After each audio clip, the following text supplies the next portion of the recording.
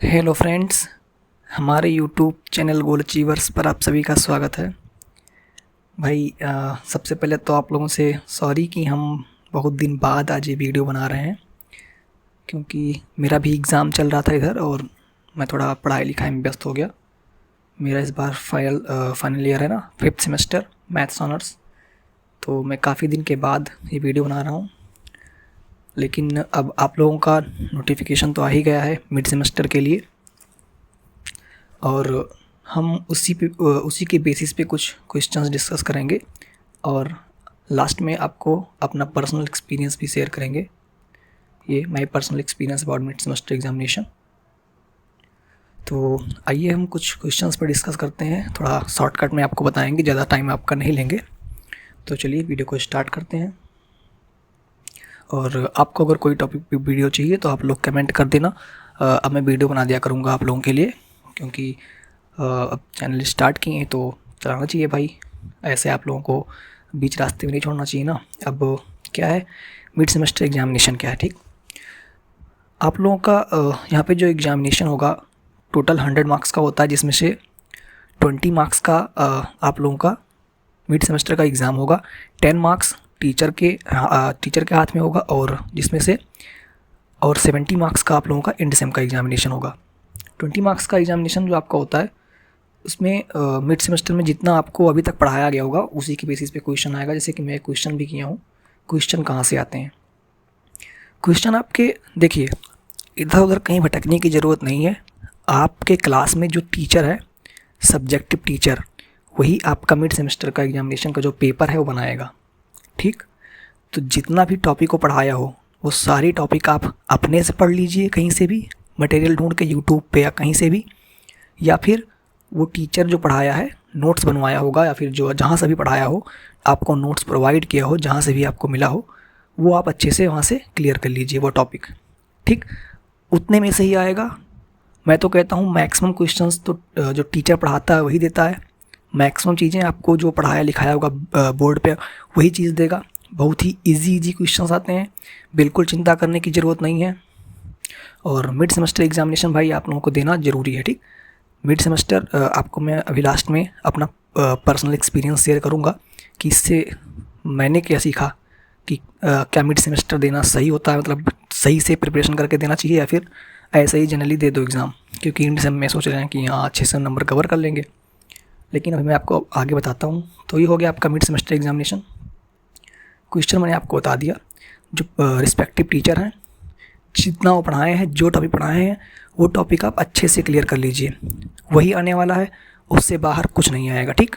वही क्वेश्चन, बहुत ही easy question आएंगे। बिल्कुल परेशान होने की ज़रूरत नहीं है, बिल्कुल घबराने की ज़रूरत नहीं है। आराम से आपको एग्जामिनेशन हॉल में आराम से बैठ के पेपर देना है, कोई दिक्कत नहीं, कोई आपको टॉर्चर नहीं करने वाला। आप बढ़िया से एग्ज़ाम दीजिएगा। ज़्यादा क्वेश्चन नहीं आते हैं। मेनली अगर हम कहें तो 4 से 5 क्वेश्चन आएंगे, 4 5 नंबर के। टोटल पेपर आपका 20 मार्क्स का होगा, ठीक। 20 मार्क्स का आपको टोटल पेपर होगा। 10 मार्क्स टीचर के हाथ में होता है, जो कि आपके अटेंडेंस के बेसिस पे, या फिर टीचर अपने जो भी बेसिस पे वो नंबर देता हो, ठीक। टीचर, कोई टीचर होते हैं कि अगर आपका मिड सेम में 15 प्लस आ रहा है 20 में, तो आपको 10 में 10 दे देते हैं, ठीक। ऐसा होता है। तो टीचर पे डिपेंड करता है 10 नंबर, बट हाँ 10 में 7 8 सबको मिल जाता है जनरली, ठीक। तो ये हो गया आपका क्वेश्चन कहाँ से आएगा, जो कि टीचर के हाथ में होता है। टीचर जितना ही पढ़ाया होगा उसी टॉपिक से आएगा, उससे बाहर नहीं आने वाला। इजी क्वेश्चन आते हैं, आराम से आप लोग कर लेंगे। एंड सेम में इससे क्या फ़ायदा होता है, हाँ सबसे मेन इंपॉर्टेंट बात, एंड सेम में इससे क्या फ़ायदा होता है। देखो आप खुद सोचो कि 30 मार्क्स, देखो टोटल BHU में पास होने के लिए आपको केवल 40 मार्क्स चाहिए 100 में। अगर 100 में आपका 40 मार्क्स है तो आप पास हो जाते हैं। आप खुद सोचो 30 मार्क्स का एग्ज़ाम है, अगर आप 30 में से अगर आप मान लीजिए 15 स्कोर करते हैं 20 में और 10 आपको टीचर दे देता है, यानी कि 30 में आपका 25 इधर ही आ गया, ठीक। मतलब आपको केवल 70 में 15 मार्क्स चाहिए पास होने के लिए। समझे कितना इंपॉर्टेंट है। आपको इसकी इंपॉर्टेंस बाद में समझ में आएगी जब आपका एक नंबर से ग्रेड चेंज होगा। मतलब कि आप मान लीजिए इसमें 19 मार्क्स पाए 30 में, ठीक है। मान लीजिए आपने मेहनत सही से नहीं किया, 20 में 9 पाए, यानी कि 30 में 19 पाए।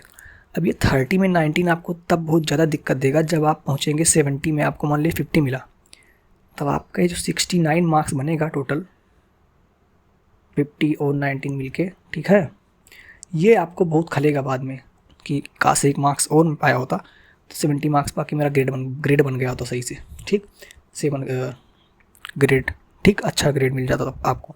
तो आप जो भी मतलब फ़ायदा एंड में बहुत है इसका, ठीक, कुल मिला के फ़ायदा है। मतलब आपको मेहनत करके अच्छे से एग्ज़ाम देना चाहिए।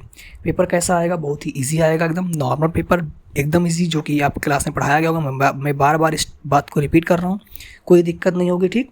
पेपर आपका बहुत ईजी आने वाला है, जो आपकी क्लास में पढ़ाया गया है। एक एक टॉपिक अच्छे से क्लियर कर लीजिए।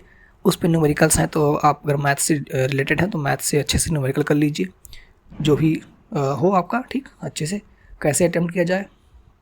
आराम से आपको एक पेपर मिलेगा, क्लास में आप बैठ के बढ़िया से कुछ आपको 2 सीट देंगे या 3 सीट, कभी कभी 4 सीट मिलती है, तो आराम से बैठ के आप मतलब पेपर दे सकते हैं। किसी किसी डिपार्टमेंट में क्या होता है, आपको एक्स्ट्रा सीट नहीं मिलती है, ठीक। 4 क्वेश्चन रहेगा, आपको 4 पेज मिलेंगे, लगभग एक क्वेश्चन 1 पेज जितना होता भी है, तो आप आराम से कर सकते हैं। बढ़िया से बैठ के आपको 1 घंटे टाइम मिलेगा, 1 घंटे में आपको करना होगा पेपर, इसलिए पेपर ज़्यादा बड़ा नहीं होता है, ठीक है, बहुत ही ईजी होता है। बहुत सोचे तो आधे घंटे पेपर करके चले जाते हैं, ठीक। तो आराम से बढ़िया से अच्छे से लिखिएगा, टीचर को इम्प्रेस करने के लिए अच्छे से कम 20 में 15 प्लस तो सबका रहे ही। 15 प्लस अगर आप खुद सोचो इधर स्कोर कर लेंगे, यानी कि 25 प्लस उधर आपका हो जाएगा। अब 25 प्लस आपने पहले से स्कोर कर रखा है, 70 में आपका अगर 50 प्लस भी आ गया तो आपका बढ़िया से 80 से 85 नंबर आराम से आपके हो जाएंगे, तो बढ़िया ग्रेड बन जाएगा आपका, ठीक, अच्छा CGPA आ जाएगा।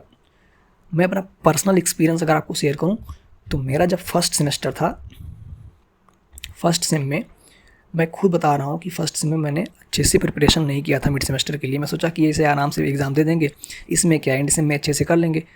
और मैं किसी ने ऐसे 20 में 9 पाया, किसी में 20 में 7 पाया, किसी में 20 में 11 पाया, ऐसा ओवरऑल एवरेज 10 मार्क्स था मेरा। तो मेरे 20 मार्क्स मतलब लगभग 30 में 20, 30 में 21, ऐसे ही सम में था, ठीक। तो मेरे साथ क्या हुआ, एंड सेम में जब मैं देखा कि मतलब एंड सेम का, देखो जो मिड सेम होता है पेपर छोटा होता है, और आप लोग देखे होंगे कि अभी जो मिड सेम आपका हो रहा है उससे पहले जितना पढ़ाया गया होगा काफ़ी कम सिलेबस पढ़ाया गया होगा, यानी कि आप कम से कम पढ़ के अच्छा स्कोर कर सकते हैं 30 में, ठीक है। मतलब आपका अभी सिलेबस छोटा है, तो इतना सिलेबस अगर आप पढ़ लेंगे, एक तो ये जो आप पढ़े रहेंगे ये आपका एंड सेम में लास्ट में उधर फ़ायदेमंद रहेगा, ठीक, लास्ट में एंड सेम में फ़ायदेमंद रहेगा, एक तो ये हो जाएगा। ऊपर से इधर भी आपका नंबर ठीक ठाक स्कोर हो जाएगा, तो आधा तो आपका इधर क्लियर हो, सिलेबस भी क्लियर हो जाएगा, नंबर भी मिल जाएगा, डबल फ़ायदा, जो कि मैं फर्स्ट सेमेस्टर में अपने नहीं किया था। सेकंड सेमेस्टर से मुझे एक्सपीरियंस ये चीज़ फील हुआ कि हाँ मुझे ऐसा करना चाहिए, मैं भी अच्छे से पढ़ने लगा। अब तो मेरे लगभग 15 प्लस ही आते हैं सब में, तो इसीलिए मैं आपसे भी कह रहा हूँ लगभग 15 प्लस स्कोर करने की कोशिश कीजिए, हो सके तो 19, 18 कोशिश कीजिए कि ठीक ठाक स्कोर हो जाए आपका। टीचर भी आपकी हेल्प करेगा, अगर आपका 18, 19 है तो आपको 10 आउट ऑफ 10 देगा, भले ही शायद आपकी अटेंडेंस थोड़ा कम भी हो तब भी चल जाएगा, ठीक। और हाँ, अटेंडेंस आप सभी लोग मेंटेन करके रखिए वैसे भाई, 70% कम से कम, जिससे कि दिक्कत ना हो इन सब में, क्योंकि एडमिट कार्ड अब जारी नहीं होता है, ठीक। तो अटेंडेंस सब लोग अच्छे से बनाए रखिए। बाकी अगर आपको कोई और जानकारी चाहिए हो तो आप लोग कमेंट कर सकते हैं, ठीक। और किसी भी टॉपिक पर वीडियो चाहिए तो आप लोग बता दीजिएगा, हम आपको उस टॉपिक पर वीडियो प्रोवाइड कर देंगे। तो उम्मीद है आप लोगों को पता चल गया होगा।